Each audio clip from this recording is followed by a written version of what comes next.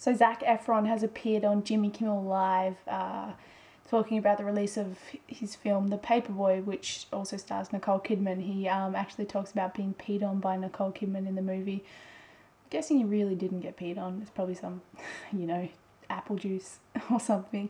And he talks about going to the Philippines and eating birds. So it was a pretty interesting interview. So I'm going to leave some links in the description for you to check it out. Come back to this video, tell me what you think. And yeah, subscribe, give me a like, and I'll see you really soon, guys. Bye.